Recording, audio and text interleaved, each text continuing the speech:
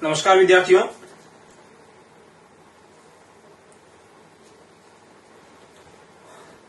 आपका एक बार फिर से स्वागत है इस ऑनलाइन के दौर के अंदर, क्लास के अंदर। विद्यार्थियों, आज एक बहुत ही महत्वपूर्ण टॉपिक है। ये कौन सा लेक्चर है आपको भी पता होना चाहिए। मैं यहां लिख देता हूं ताकि आप जब भी खोले पेज तो आपको याद रहे। आप शुरुआत के हमेशा 1 या 2 मिनट जो वीडियो चलाएंगे उसके अंदर आपको इस प्रकार से संख्या लिखी हुई मिल जाएगी। पहले मैंने संख्या नहीं लिखी है, लेकिन अब आगे जितने भी होंगे 6 नंबर में मैंने लिखी थी। ये 7 नंबर लेक्चर है। आज एक बहुत ही इंपॉर्टेंट टॉपिक के ऊपर बात करेंगे और बहुत ज्यादा इंपॉर्टेंट है। Very very very most important question है, टॉपिक है। क्वेश्चन तो आएंगे उसमें, बट ये टॉपिक है, very very most important topic है। तो थोड़ा आप ध्यान से देखिएगा कि टॉपिक के अंदर किस प्रकार से कैसे क्या बातचीत होगी, उसके लिए थोड़ा ध्यान दीजिएगा आप एक एक चीज के ऊपर एकदम बढ़िया ढंग से। देखो, टॉपिक ये विद्यार्थियों, माध्यमिक शिक्षा बोर्ड के एनुअल एग्जाम के अंदर एक 6 नंबर का एक क्वेश्चन आता है। टोटल 30 क्वेश्चन आते हैं। 30 क्वेश्चन के अंदर जो पीछे वाला जो डी जो ग्रुप होता है उसके अंदर 5 क्वेश्चन होते हैं, 6 मार्क्स के होते हैं, यानी कि 30 नंबर के होते हैं। वो क्वेश्चन टोटल 30 आते हैं 80 नंबर के। एक क्वेश्चन आता है 6 नंबर का, वो आता है प्रोबेबिलिटी में से। और आप यूं मान लीजिए, मैं आपको यूं कहूंगा, अथवा में आता है, मैं आपको यूं कहूंगा कि 99.999% वो आता है, वो आता है 16.3 का जो बेसिक है। मैं यूं तो नहीं कहूंगा कि वो 16.3 में से ही आता है। मैं यूं कहूंगा कि वो 16.3 का जो बेसिक है ना, उस बेसिक में से आता है।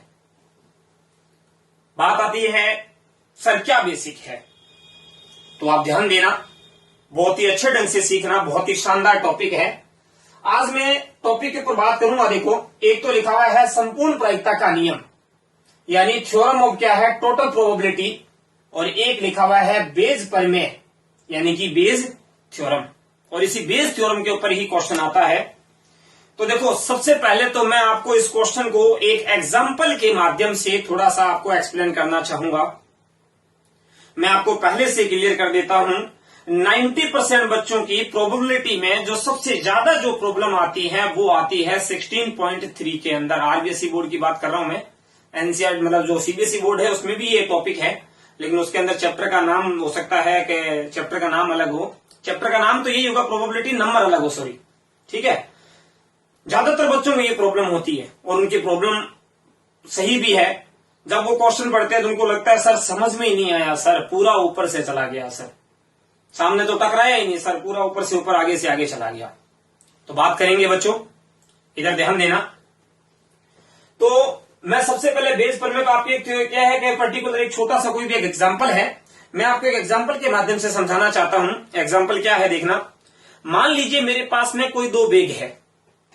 मान लीजिए मेरे पास में कोई 2 बैग है। क्या किया, इधर देखो, ये मान लीजिए मेरे पास कोई एक फर्स्ट बैग है और ये मान लीजिए मेरे पास कोई एक सेकंड बैग है। ध्यान देना बच्चों, गौर से सीखना। देखो, ये मेरे पास में कोई एक फर्स्ट बैग है, ये मेरे पास में कोई एक सेकंड बैग है। अब इनके अंदर बोले हैं, मैं मान लेता हूं इसके अंदर 5 रेड है और मान लेता हूं कि 8 जो है वो व्हाइट है। इसमें मान लेता हूं 4 रेड है और 7 जो है वो क्या है, व्हाइट है। ध्यान देना भाई, मान लिया 2 बैग है। देखो, बेस पर मैं पहले से बोल देता हूं, जैसे जैसे ऑब्जेक्ट ज्यादा होते जाते हैं, यानी पहले चेन करना ज्यादा होता जाता है, वैसे वैसे वहां बेस प्रमेय का इस्तेमाल हो जाता है। अदरवाइज तो आप उस क्वेश्चन को सीधा कर सकते हो। अब यहां 2 ऑब्जेक्ट है, 2 क्या 3 भी हो सकते हैं, 4 भी हो सकते हैं, 5 भी हो सकते हैं। ऑब्जेक्ट काफी सारे हो सकते हैं, अलग अलग हो सकते हैं। तो सुनना, ये 2 बैग है। अब मैं यूं बोलूं कि इन 2 बैगों में से आपको क्या करना है। मैं आपको एक पहले बात बोलता हूं। मान लीजिए कि माना कोई एक घटना है ए, और वो घटना है सर लाल गेंद। क्या है घटना? वो लाल गेंद सर, यानी कि रेड बॉल है। क्या है बेटा? रेड बॉल है। ध्यान देना, मैं आपको बोलूं मुझे इसमें से लाल बॉल निकालनी है, तो कॉमन सेंस की बात है। पता है आप क्या करोगे? सर पहले में से लाल निकालो 5/8, 5/13 सॉरी। सर दूसरे में से लाल निकालो 4/11। सर इन दोनों को जोड़ दो, ये मेरा आंसर आ गया। तो बच्चों ध्यान देना, ये बिल्कुल गलत है। अब कोई बोलेगा कैसे गलत है सर, पहले भी तो आता था। पहले एक सवाल आता था, एक खेले के अंदर 5 ब्लैक बॉल हैं, 10 रेड बॉल हैं, दोनों में से यदृच्छिक एक बॉल निकाली जाती है, रैंडमली सिलेक्ट की जाती है, then find the probability that ball is red. तो इस बात की प्रायिकता ज्ञात कीजिए, बॉल लाल है। तो आप लिखते थे ना सर 10 बट्टे के अंदर 15। तो ध्यान देना बच्चों, वो जो आप निकालते थे वो सारी की सारी घटना एक ही जगह घटती थी। एक ही जगह घटने का मतलब एक ही जगह पर आती थी सारी की सारी, यानी एक ही बेग में होती थी। अब यहां बेग अलग अलग है, उस सिचुएशन के अंदर बात हो रही है, अलग अलग कंडीशन के अंदर। तो देखो कैसे, यानी ये गलत है तो कैसे निकलेगा, मैं थोड़ा सा उसके ऊपर पहले चर्चा कर लेता हूं। तो इधर ध्यान देना कैसे आएगा। देखो मुझे प्रायिकता निकालनी है इसकी बोले तो ये क्या है भाई, थोड़ा सा और इधर लिखते हैं ताकि पूरा आ जाए आराम से। मुझे प्रायिकता निकालनी है ये बोले तो क्या है? Red ball. अब ध्यान दो, तो अपने देखो सबसे पहले क्या करेंगे, सर्वप्रथम अपने ये करेंगे, मान लीजिए मैंने क्या किया, मैंने इसको घटना E2 मान लिया और इसको घटना A मान लिया, E1 मान लिया, क्योंकि मुझे पहले क्या करना पड़ेगा, बेग सिलेक्ट करने पड़ेंगे। अब देखो दो बेग हैं, दो बेगों में से मुझे अगर E1 सिलेक्ट करने की प्रायिकता निकालनी है, दो बेगों में से अगर मुझे E1 सिलेक्ट करने की प्रायिकता निकालनी है तो क्या आएगी, PE1 का मान आएगा 1/2 और PE2 का मान आएगा 1/2। अरे दो ही बेग हैं, दो में से ये एक सेलेक्ट करना है तो प्रायिकता ही नॉर्मल 1/2, इन दो में से ये एक सेलेक्ट करना है तो प्रायिकता ही नॉर्मल 1/2। अब यहां ध्यान दो सारे, मुझे PA निकालना है। अब देखो मुझे रेड बॉल की प्रायिकता निकालनी है। क्या निकालनी है? मुझे रेड बॉल की प्रायिकता निकालनी है। किस कंडीशन में निकालनी है, ध्यान देना। अगर मैं आपको सबसे पहले ये बोलूं मुझे रेड बॉल निकालना है बट वो रेड बॉल यहां से आ रही है, तो देखो क्या होगा। सबसे पहले तो आप बेग सिलेक्ट करोगे, फिर ध्यान देना बेग सिलेक्ट हो चुका है यानी ये दिया गया है और इसमें से रेड निकालनी है तो आप ये करोगे। समझ में आया? यहां से देखो मैंने क्या किया भाई, मुझे लाल बॉल निकालनी है तो एक बार आप लाल यहां से निकालोगे, एक बार आप लाल यहां से निकालोगे। पहले मैं यहां चलता हूं, सबसे पहले तो ये बेग सेलेक्ट करूंगा यानी PE, ये रहा PE। फिर जब ये बेग तो मुझे ज्ञात है, इस बेग को मुझे पता होने के बाद यानी ज्ञात होने के बाद इसमें से मुझे रेड निकालनी है। तो ये देखो ये मुझे ज्ञात है, यानी जो ज्ञात होता है वो नीचे आता है और बाकी जो होता है वो कहां आता है, ऊपर आता है। क्लियर विद्यार्थियों? अब आगे चलते हैं इसी प्रकार। फिर मैं सेकंड जो बेग है पहले उसको सिलेक्ट करूंगा और जब सेकंड मेरा सिलेक्ट हो चुका है फिर उसमें से मुझे रेड बॉल निकालनी है। ये मान लीजिए कोई भी एक समीकरण, ये मेरी रेड बॉल निकालने की प्रायिकता आ गई। अब कोई बोले सर इसको आगे हल करना आता तो कैसे करते हैं? देखो सिंपल है, PE का मान कितना 1/2 इंटू A/E1, यानी देखो इसका मतलब क्या हुआ, जब मुझे पहला बेग पता है उसमें से लाल बॉल निकालनी है तो कितनी आएगी, 5/13 प्लस PE2 का मान 1/2 इंटू A/E2, यानी मुझे दूसरा बेग पता है और इसमें से लाल निकालनी है तो कितनी आएगी, 4/11। अगर सही मायने में देखे तो ये मेरी सिर्फ लाल बॉल निकालने की प्रायिकता आ गई बच्चों। ये मेरी क्या आ गई, सिर्फ लाल बॉल निकालने की प्रायिकता आ गई मेरी लाल बॉल की। आ रहा है समझ में? यहां तक तो आ गया। अब मेरा क्वेश्चन बदल गया।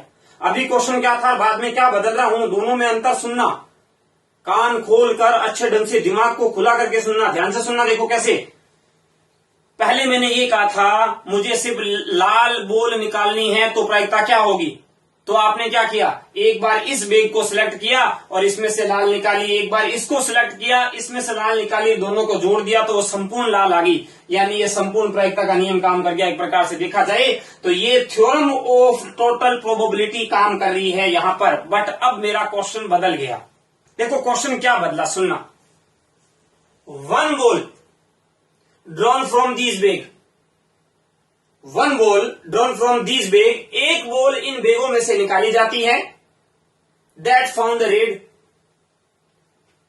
और ये पाया गया कि वह लाल है, ये पाया गया कि वह लाल है, ठीक है ना। वन बॉल इन बेगों में से निकाली जाती है और ये पाया गया कि वह लाल है, तो प्रायिकता ज्ञात कीजिए। देन फाइंड द प्रोबेबिलिटी, ठीक है ना, then find the probability that ball out of क्या, फर्स्ट बैग।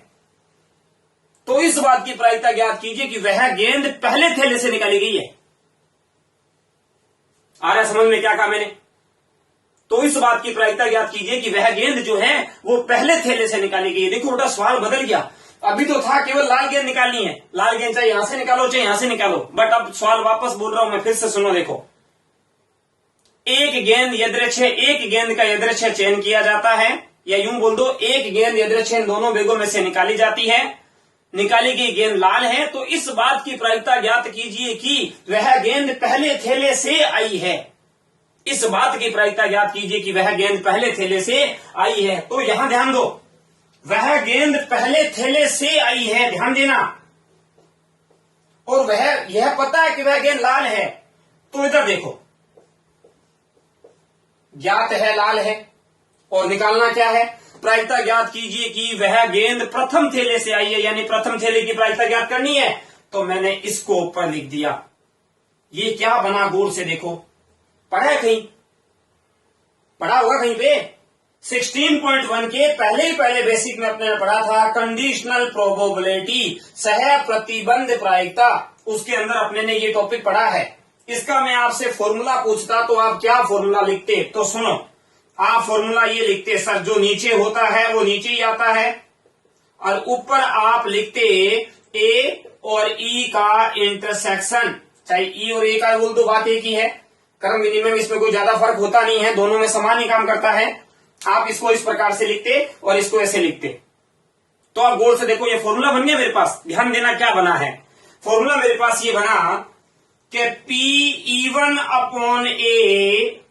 अब यहां ध्यान दो, इस ए का मान, पी ए का मान मैं जानता हूं, अभी भी मैंने निकाला, ये पूरा पी ए, क्या क्या है, P E1 डॉट में A/E1 डॉट यानी इनटू, ठीक है ना, प्लस के अंदर PE2 और डॉट के अंदर A/ के अंदर E2, A/ के अंदर।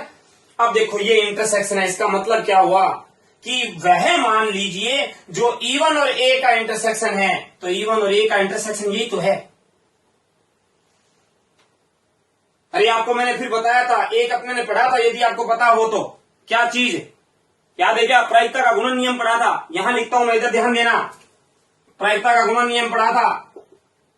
ये देखो ये, या इसको यूं देख लो, मैं आपको बना के बताता हूं पूरा, और देखो वापस बताता हूं ताकि ये समझ आए। इसका फॉर्मूला ये लिखते थे, फिर इसको पीबी बोलते थे, क्रॉस मल्टीप्लाई करो, पीबी डॉट के अंदर A/B बराबर में ए इंटरसेक्शन बी। ये देखो ए और बी का इंटरसेक्शन कौन हुआ, जिसमें बी आए और ए और बी आए, बस वही तो होता है। तो ये देखो E1 और ए का इंटरसेक्शन कौन हुआ, ये तो हो नहीं सकता, यही तो होगा। अगर मैं इसका फॉर्मूला लिखूं, क्रॉस मल्टीप्लाई करके फॉर्मूला बनाऊंगा तो यही तो आएगा। समझ में आ रहा होगा, सारे 12th के विद्यार्थी हैं। तो ऊपर आ गया मेरे पास में ये PE1 डॉट के अंदर A/ में E1। ये देखो ध्यान से बेटा, अगर आप सरल भाषा में समझना चाहते हो तो सरल भाषा के अंदर इसका काम हो गया लगभग। अगर आप सरल भाषा में जाना चाहते हो तो मेरा मानना है सरल भाषा में तो इसका काम हो गया। इसी को ही बोलते हैं बेज प्रमेय बोलते हैं। ज्यादातर विद्यार्थियों की समझ में नहीं आती है ये सूत्र कैसे बनता है, इसको किस प्रकार से एक्सप्लेन किया जाता है, कैसे लाया जाता है। यानी मैं यूं कहना चाहूंगा, जब ऑब्जेक्ट क्या होते हैं, एक से ज्यादा होते हैं, यानी 2 ऑब्जेक्ट हैं या 3 ऑब्जेक्ट है, बेस पर में वहां लगती है, पहले इनमें से एक ऑब्जेक्ट को सिलेक्ट किया जाता है और फिर उस ऑब्जेक्ट में से एक गेंद निकाली जाती है। इट मीन्स वो जो चीज है वो किस में जाएगी, बेस पर में जाएगी। काफी सारे एग्जाम्पल्स हैं इसके आगे, काफी सारे क्वेश्चंस करेंगे अपने।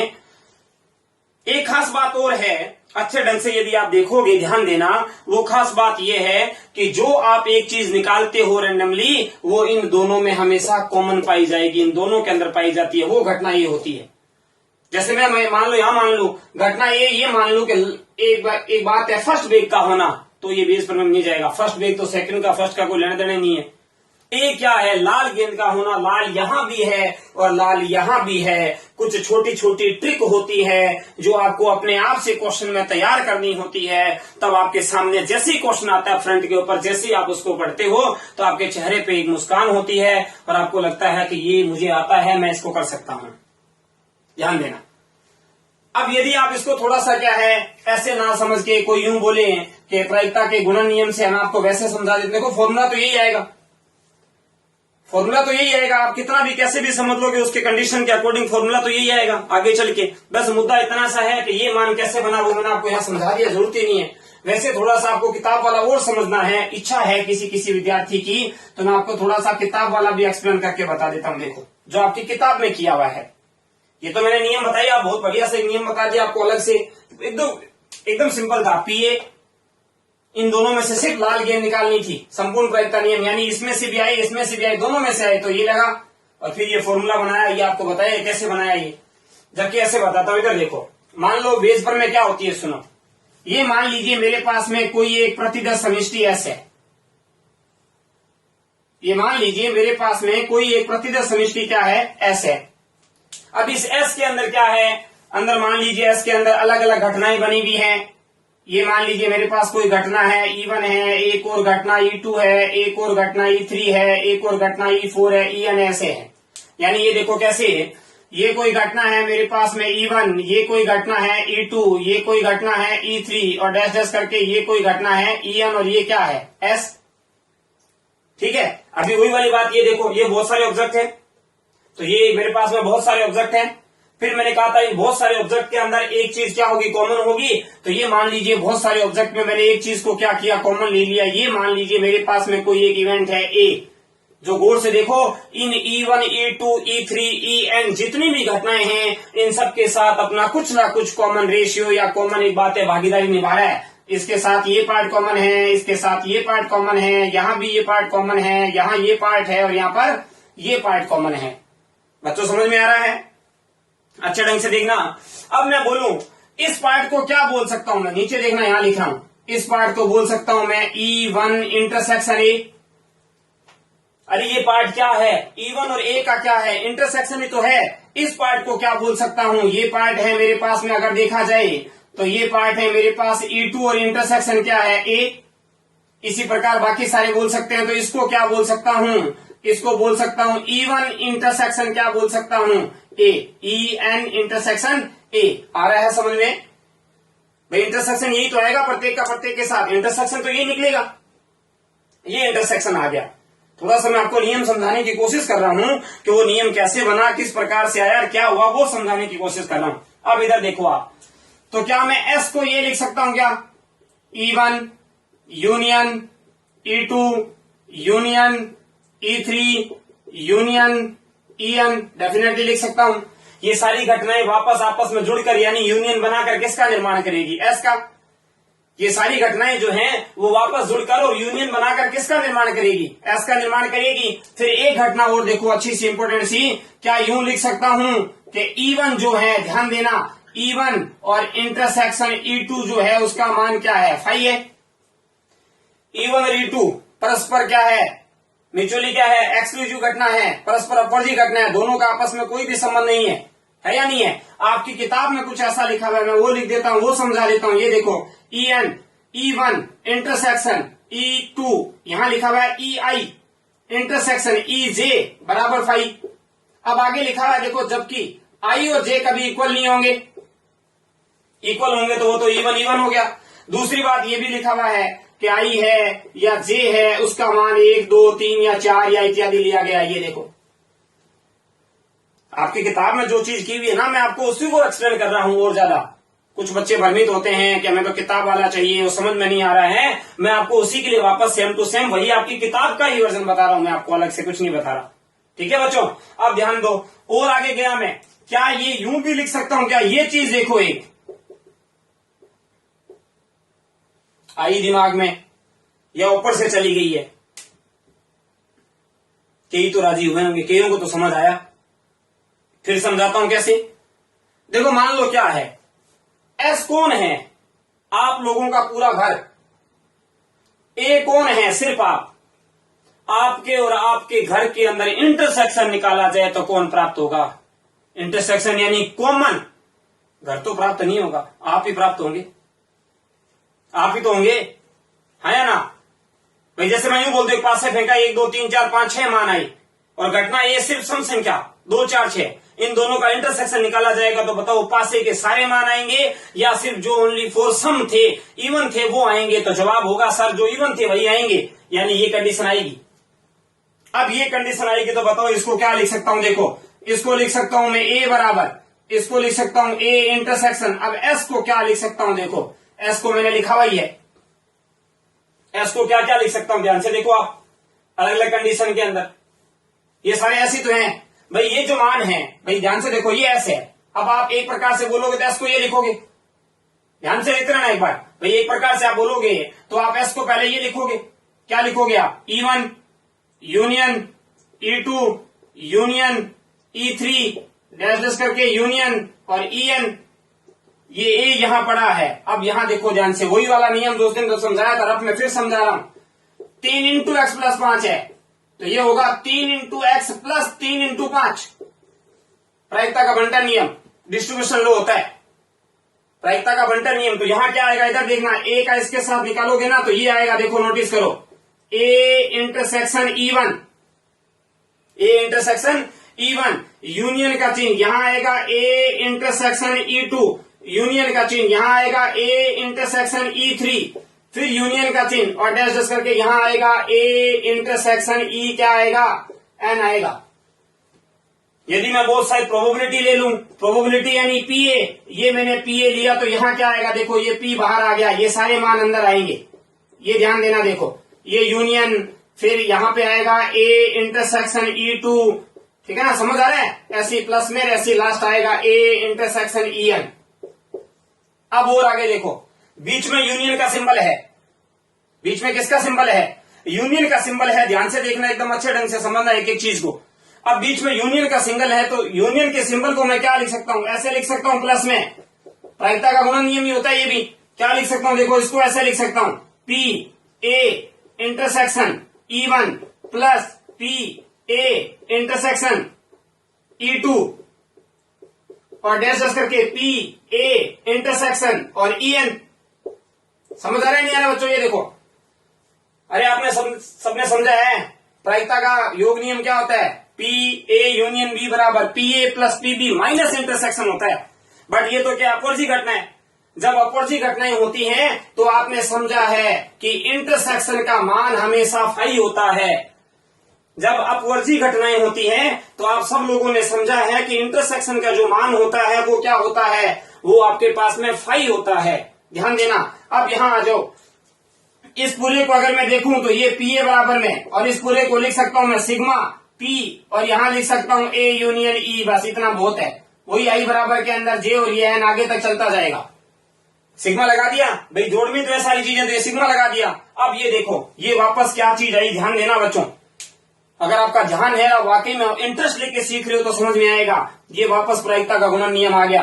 अब ये भी समझाया था वापस यहाँ पर, ये देखो अभी यहाँ लिखा हुआ था, मैंने उसको रफ कर दिया।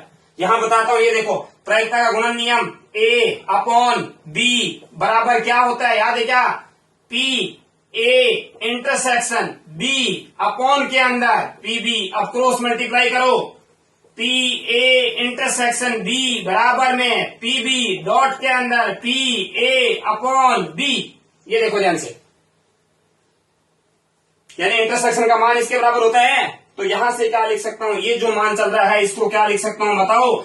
इसको लिख सकता हूं पी ए बराबर में सिग्मा, इसको लिख सकता हूं मैं पी, और यहां पे क्या लिख सकता हूं? ई, तो डॉट के अंदर ए अपॉन क्या आएगा, E1। ऐसे आगे बहुत सारे चलते जाएंगे। तो ये पीए का मान आया कि नहीं आया? और गौर से देखो, मैंने बहुत देर पहले ही आपको पीए का मान समझा चुका हूं। इस चीज को बोलते हैं संपूर्ण प्रायिकता नियम। इस चीज को बोला जाता है संपूर्ण प्रायिकता नियम, और वही संपूर्ण प्रायिकता नियम मैं आपको बहुत पहले समझा चुका हूं। बताओ समझ आया ही नहीं आया? जिन बच्चों का भी 18 तारीख को पेपर है, उनके काफी सारी समस्या है प्रोबेबिलिटीज के अंदर, और खासतौर से 16.3 के अंदर, तो वो इस वीडियो को गौर से देखे, एक एक चीज को समझे, आपको क्वेश्चन बहुत आराम से समझ आएगा। संपूर्ण प्रायिकता नियम में, बेस प्रमेय में, दोनों में क्या डिफरेंस है, वहां तक पहुंचने में उस बात को समझना, वो बात समझनी जरूरी है आप लोगों के लिए। समझ आ रहा है? संपूर्ण प्रायिकता नियम क्या था? क्या दोनों बैग में से सिर्फ लाल बॉल निकालना, ये संपूर्ण प्रायिकता नियम था। बट बेस प्रमेय क्या था कि एक बॉल निकाली जाती है, वह लाल है, यहां तक तो ठीक था, बट वह लाल, फिर वापस और पूछा आगे, तो निकलने वाली लाल गेंद फर्स्ट थैले से है, इस बात की प्रायिकता ज्ञात करो, यानी वो बेस प्रमेय में चला गया।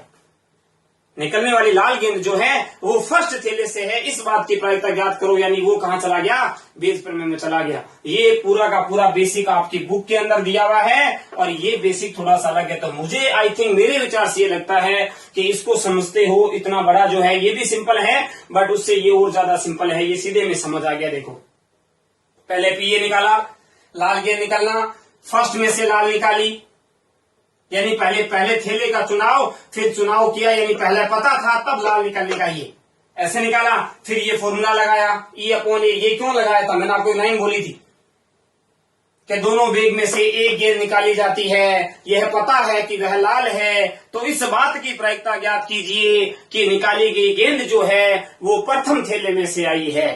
ठीक है ना? ये मैंने आपको भी बताया था। वन बॉल क्या है, ड्रॉन फ्रॉम क्या है, दिस बैग दैट फाउंड क्या है, रेड, दैट फाउंड रेड, फिर आगे लिखा हुआ था then find the probability that ball will come out क्या है, फर्स्ट बैग। उस कंडीशन में निकालनी थी। तब मैंने यहां फॉर्मूला देखो क्या लगा, ये क्यों लगाया, ये तो क्या लगाया, सहप्रतिबंध प्रायिकता। भाई मैंने क्लियर बताया, मुझे पता है वह लाल है, यानी लाल नीचे, और मुझे पता करना ये लाल पहले थैले में से आई है, यानी ये ऊपर, इसका फॉर्मूला लगाया, ये होता है। फिर देखो मैंने नीचे क्या किया, पीए का मान मैं पहले निकाल चुका हूं बहुत सारा, और ये पीए का मान यहां लिख दिया। और अगर आप वहां से नहीं देखते हो तो मैंने यहां इस नियम में आपको क्या समझाया, पीए का मान निकालने तो बताया। अब सिग्मा लगा हुआ है, सिग्मा का मतलब 3 घटना है तो तीनों के मान ऐसे आ जाएंगे, 4 घटना है तो चारों के मान आ जाएंगे, 2 घटना है तो दोनों के मान आ जाएंगे। सिग्मा का मतलब होता है जितने उसके मान होंगे उतने मान उसके साथ आगे से आगे जुड़ते चले जाएंगे। फिर यहां आया मैं कि ए इंटरसेक्शन ई, यानी ए यानी रेड बॉल और ई यानी प्रथम थैले में से। तो प्रथम थैले में से रेड बॉल निकलने की प्रायिकता, सीधा देखो तो सीधा पता चल रहा है, प्रथम थैले से रेड बॉल निकलने की प्रायिकता, यदि आप सीधा देखो तो सीधा पता चल रहा है। बच्चों ध्यान देना, यदि आप सीधा देखना चाहो तो सीधा देख सकते हो। प्रथम थैले से रेड बॉल निकलने की प्रायिकता ये क्या थी बताओ, ये यही तो था, पहले थैले, प्रथम थैले का चुनाव किया, फिर उसमें से रेड बॉल निकाली, यही तो कंडीशन थी। और यहाँ पे अगर ऐसे नहीं समझ आता है तो मैंने आपको नीचे बताया क्या होता है, एक प्रायिकता का गुणन नियम भी होता है। प्रायिकता का गुणन नियम ये भी होता है, देखो ये वाला भी होता है, और ध्यान देना इसके आगे एक और होता है, ये भी लिख सकते हो आप, ए अपॉन में पी, बी अपॉन के अंदर ये भी होता है, दोनों ही होते हैं। अब वो तो आप पे डिपेंड करता है, आप वहां पर कौन सा आपको चाहिए, किस प्रकार से आपको यूज करना है, कैसे करना है, ये इस बात के ऊपर डिपेंड करता है। तो आप चाहो तो ये देखो आपके सामने है, आप अपनी स्क्रीन को थोड़ा सा पॉज करके या उसको रोक कर आप ये सारा काम अच्छे ढंग से अपनी कॉपी के अंदर इस प्रकार से एग्जाम्पल से आप क्या कर सकते हो, उतार सकते हो। अब मैं इसके कुछ क्वेश्चंस के बारे में बात करूंगा, इसके कुछ क्वेश्चन हैं बढ़िया बढ़िया, और कुछ एग्जाम्पल हैं उनके बारे में मैं बातचीत करूंगा। काफी सारे एग्जाम्पल हैं, काफी सारे क्वेश्चन हैं। संपूर्ण प्रायिकता नियम मतलब मुद्दा इतना सा है, आपको ये देखना है क्वेश्चन में संपूर्ण प्रायिकता नियम पर कौन सा सवाल रुक जाएगा और बेस प्रमेय में कौन सा चला जाएगा, इस बात के ऊपर फोकस करना है बस। संपूर्ण प्रायिकता नियम पर कौन सा रुक जाएगा और बेस प्रमेय में कौन सा चला जाएगा, इन दोनों के अंदर आपको क्या करना है, फोकस करना है। तो आगे आ जाओ विद्यार्थियों, आगे बात करेंगे अपने इसके कुछ एग्जाम्पल के बारे में। तो उम्मीद करता हूं आपको ये थ्योरम समझ में आई होगी, इसी थ्योरम में सबसे ज्यादा प्रॉब्लम होती है बच्चों की। तो आप इसको थोड़ा सा और ढंग से देखें, बेहतर ढंग से, प्रॉपर तरीके से आप इसको देखें। तो ये टॉपिक जो है वो 16.3 चल रहा है। 16.3 के लिए तो अपने बात करेंगे इसके पहले एग्जाम्पल के बारे में, ठीक है। तो पहला एग्जाम्पल क्या है देखो, यानी एग्जाम्पल नंबर 17 है आपकी बुक के अंदर। किसी कक्षा के 2/3 विद्यार्थी लड़के हैं तथा शेष क्या है, लड़कियां हैं। किसी कक्षा के 2/3 विद्यार्थी क्या है, लड़के हैं, और शेष जो है वो क्या है, लड़कियां हैं। और फिर इसने आगे, अब देखो 2/3 लड़कियां क्या है, लड़के हैं, और शेष क्या है। तो टोटल 1 मान लो, 1 का 2/3 क्या होता है, 2/3। 1 का 2/3 आप निकालना चाहोगे तो 2/3, और उस 2/3 टोटल 1 था। तो सबसे पहले तो ये लिख लेते हैं कि माना, क्या मान लेते हैं कि माना लड़कों को क्या मान लेते हैं, घटना क्या मान लेते हैं। या सबसे पहले ये लिखो कि माना लड़कों की प्रायिकता, माना, चलो विद्यार्थियों ये जो क्वेश्चन जो है सारे वो अपने नेक्स्ट वीडियो के अंदर लेंगे, क्योंकि एक वीडियो जो है वो आपको लिमिटेड टाइम के अंदर ही बनाया गया है। उतना ही बनाया गया है जितना प्रॉपर ढंग से देख सको, आपके पास में नेट हो, अवेलेबल हो, उतना ही। यानी मेरे जितने भी वीडियो आपको दिखेंगे सारे के सारे वीडियो जो हैं वो हाईएस्ट 31 या 32 मिनट के आसपास ही होगा।